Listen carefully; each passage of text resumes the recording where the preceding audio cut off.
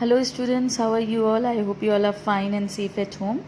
Today in your business studies lecture, I am going to start with the next topic, that is capital structure. Now, what is capital structure basically?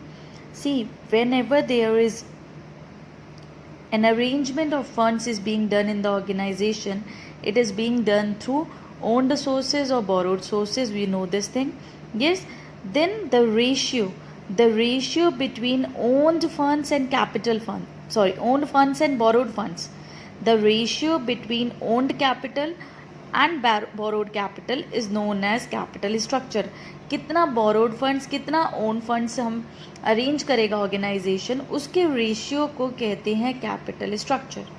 Okay, so capital structure basically refers to the mix between owners and borrowed funds.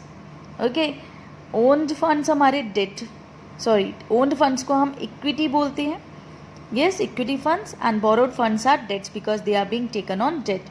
Okay, so it can be calculated as ratio. कैसे calculate होता है between owned capital and borrowed capital or owned funds and borrowed funds? Through calculating debt equity ratio. And what will be the formula for debt equity ratio? Debt upon equity. Okay, debt upon equity. Now debt and equity both are different on the basis of cost as well as on the basis of riskiness. Yes, debt की cost कम होती है. The cost of debt is lower than the cost of equity for a firm. Debt की cost कम होती है equity की cost से, because the lenders risk is lower than the equity share holders risk, क्योंकि lender का risk हमेशा कम होता है इक्विटी शेयर होल्डर्स के रिस्क से. Why? Because they are the owners of the company. ये अगर इक्विटी शेयर होल्डर्स अगर अपना पैसा ज़्यादा लगा देंगे और लॉसेज हो गए तो इनको बहुत बड़े लॉसेज होंगे.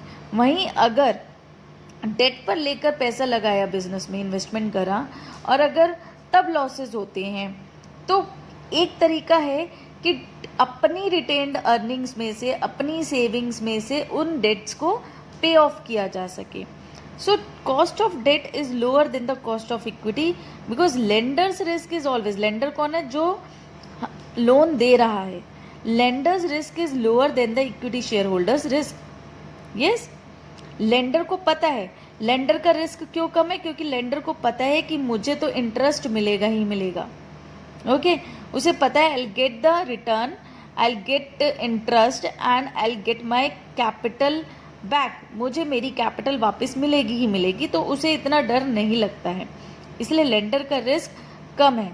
ओके, तो हम ये कह सकते हैं कि उसका रिस्क कम है, इसलिए वो रिस्क के बेसिस पर रिटर्न भी, इंटरेस्ट भी कम लेता है. लेकिन अगर शेयर होल्डर्स की बात आ रही है, ओनर्स की बात आ रही है, तो उनका रिस्क ज़्यादा होता है, वो पैसा ज़्यादा लगाते हैं. और जब वो पैसा ज़्यादा लगाते हैं तो वो उम्मीद करते हैं कि अगर हमने पैसा ज़्यादा लगाया है तो हमें प्रॉफिट भी ज़्यादा हो. Okay, additionally interest paid on debt is a deductible expense for computation of tax liability. One more benefit of taking debt, debt लेने का एक और फ़ायदा क्या है ऑर्गेनाइजेशन को, कि ऑर्गेनाइजेशन जब भी डेट लेता है तो उस पर जो भी इंटरेस्ट पे करता है, उस इंटरेस्ट की पेमेंट के लिए टैक्स लायबिलिटी में डिडक्शन होती है. फॉर एग्जांपल, अगर at the end of like income tax file करनी है और at the end of the accounting year business ने for example 10 lakh as the payment of tax देना है, लेकिन अगर डेट ले रखा है बिजनेस ने और उस पर इंटरेस्ट पूरे साल में बैंक को कंपनी ने 4 लाख दे दिया, तो वो 4 लाख उस 10 लाख में से डिडक्ट हो जाएगा. यानी अब टैक्स पेमेंट कितनी बचेगी? 6 लाख. तो टैक्स डिडक्शन होता है इंटरेस्ट का. Okay, whereas dividends are paid out of after tax profit, जबकि डिविडेंड्स किस में से दिए जाते हैं? शेयर होल्डर्स को out of after tax profit. Tax payment करने के बाद जो प्रॉफिट बचता है उसमें से डिविडेंड्स दिए जाते हैं.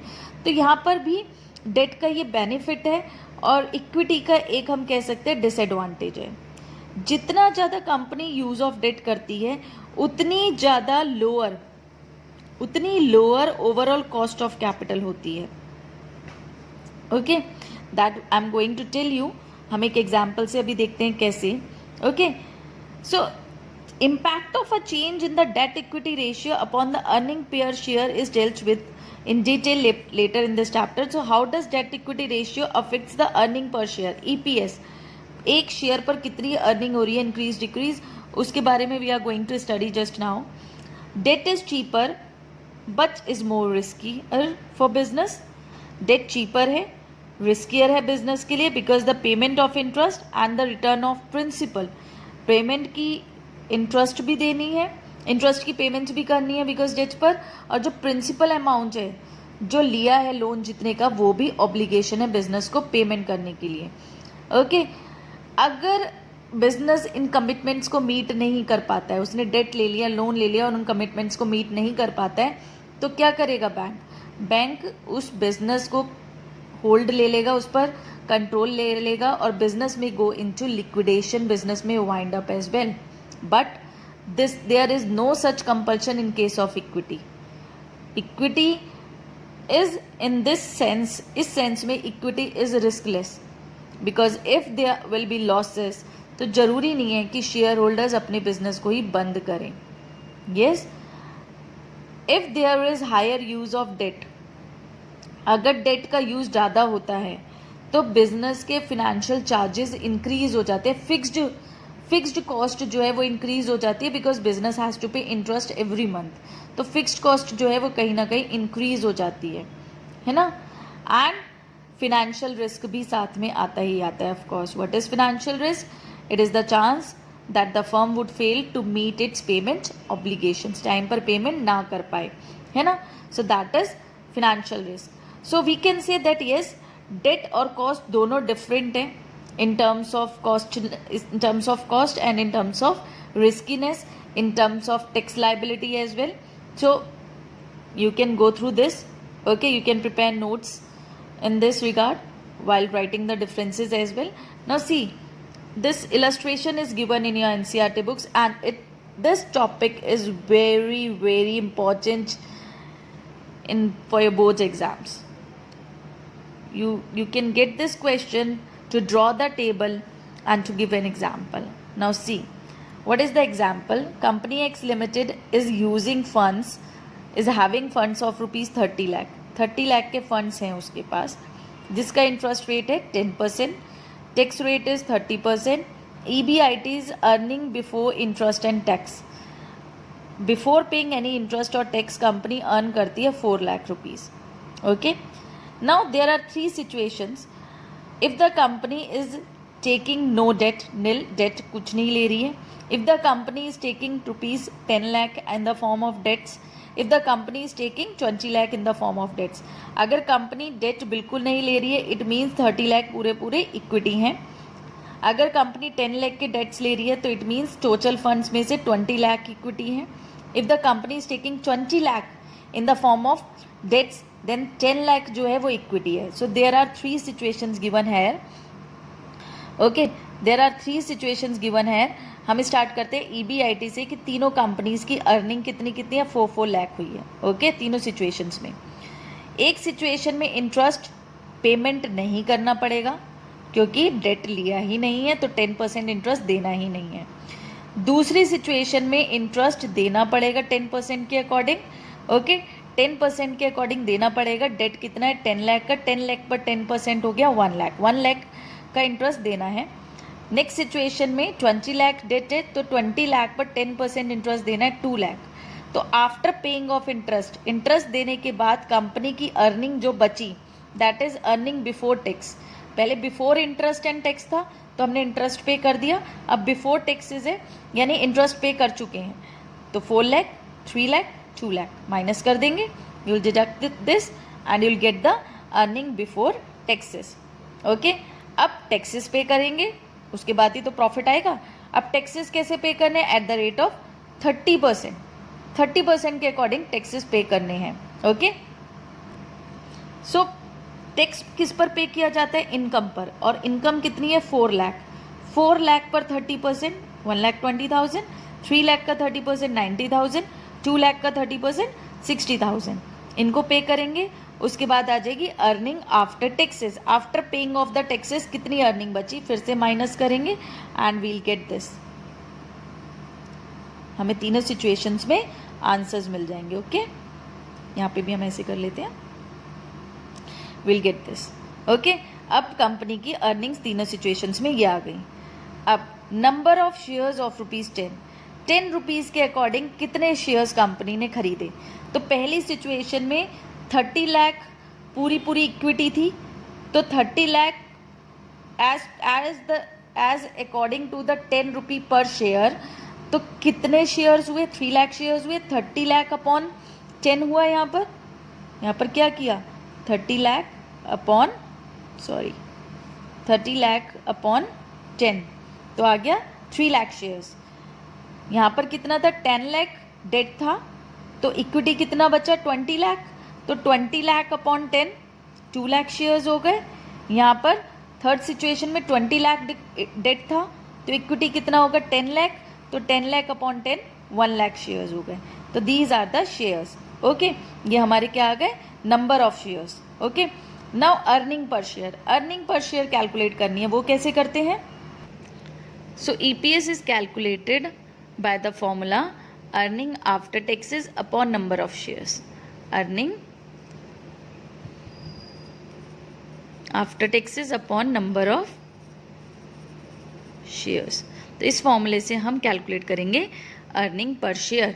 सो 2,80,000 upon 3 lakh will get 0.93, 2,10,000 upon 2 lakh will get 1.05, 1,40,000 upon 1 lakh will get 1.50। It means earning पर शेयर, एक शेयर पर कितने रुपए की अर्निंग हुई। अगर 10 रुपीज़ के अकॉर्डिंग शेयर इशू करे थे तो उस पर अर्निंग कितनी हुई, दीज आर द अर्निंग्स। यानी 10 रुपीज़ का शेयर हो गया 10.93, 11.05, 11.40। तो सिचुएशन थर्ड में सबसे ज़्यादा कंपनी ने क्या करा, अर्निंग पर शेयर जो है कंपनी ने, शेयर होल्डर्स ने अर्न किया। इट मीन्स जितना ज़्यादा डेट लिया, जितना ज़्यादा डेट लिया, 20 लाख का डेट लिया था आउट ऑफ 30 लाख, तो जितना ज़्यादा डेट उतना शेयर होल्डर्स को फायदा, उतनी ज़्यादा अर्निंग पर share. You can see as the debt is increasing, जैसे जैसे डेट इंक्रीज होता जा रहा है वैसे वैसे अर्निंग पर शेयर भी इंक्रीज होती जा रही है। So this is I want to tell you, जो अभी हम थ्योरी में पढ़ रहे थे कि जितना ज़्यादा ऑर्गेनाइजेशन डेट यूज़ करती है उतना ज़्यादा फायदा कंपनी को होता है in the form of cost.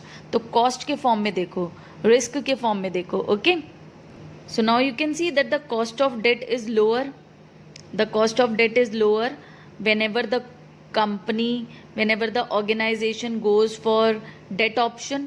तो डेट पर कॉस्ट जो है वो लोअर होती है क्योंकि कंपनी जो है ज़्यादा अर्न करती है। Okay, so will come to this conclusion that whenever the company uses higher debt, जब भी कंपनी ज़्यादा डेट यूज़ करती है तो return on investment and cost of debt जो है दोनों मिलकर EPS को इंक्रीज कर देते हैं। This you have to do with your 1 mark questions. Okay, ये एक सिचुएशन होती है फेवरेबल फाइनेंशियल लेवरेज की। Financial leverage is financial risk, ये होता है रिस्क। तो एक फेवरेबल रिस्क होते हैं, यानी रिस्क कम होता है। जब जब कंपनी ज़्यादा यूज़ करती है डेट तब फिनेंशियल रिस्क फेवरेबल होते हैं, यानी फिनेंशियल रिस्क कम होता है। Okay, in such cases companies often employ more cheaper debt to enhance the EPS। ऐसी सिचुएशन में कंपनी ज़्यादा से ज़्यादा डेट लेना चाहती है लेकिन चीपर डेट यानी कम इंटरेस्ट पर ज़्यादा डेट लेना चाहती है सो दैट कंपनी का EPS इंक्रीज हो सके, and this is known as trading on equity. This you must have studied in your class 11th business studies as well. This is known as trading on equity। जब business या company equity पर trading करती है यानी ज़्यादा date लेकर earning पर share को इंक्रीज करते हैं। So trading on equity refers to the increase in profit earned by the equity share holders due to the presence of fixed financial charges like interest. Presence of financial charges like interest, इसका मतलब है ज़्यादा date. Fixed financial charges किस में देने होते हैं, यानी फिक्स्ड फाइनेंशियल चार्जेस का मीन्स क्या है यहाँ पर, इंटरेस्ट। और इंटरेस्ट किस पे करना है, डेट को। तो क्या है, trading on equity means increase in profit earned by the equity share holders by taking more of debt. Okay, so you can write this as well, by employing more of debt in the capital structure. This is known as trading on equity. Okay. Yes. So we can say that yes, trading on equity is there. Now in your books, one more example is given where earning per share you can see is decreasing. Yes, it is decreasing 0.47, 0.35 and nil. In this example, you can see that the EPS of the company is falling. Yes, why it is falling? With increased use of debt. यहाँ पर जितना ज़्यादा company ने date use करा है, we can see कैसे date use करा है, इंटरेस्ट के थ्रू हम देख सकते हैं. यहाँ पर इंटरेस्ट बिल्कुल नहीं पे किया, यहाँ पर पे किया, यहाँ पर और ज़्यादा पे किया.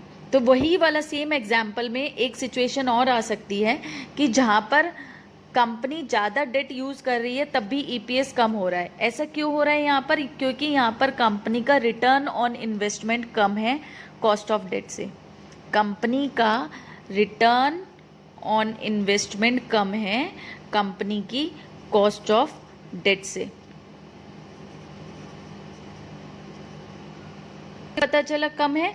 यहाँ से देखो 1,40,000, यहाँ पे अर्निंग आफ्टर टैक्सेस 1,40,000, 70,000 और निल हो रही है ना.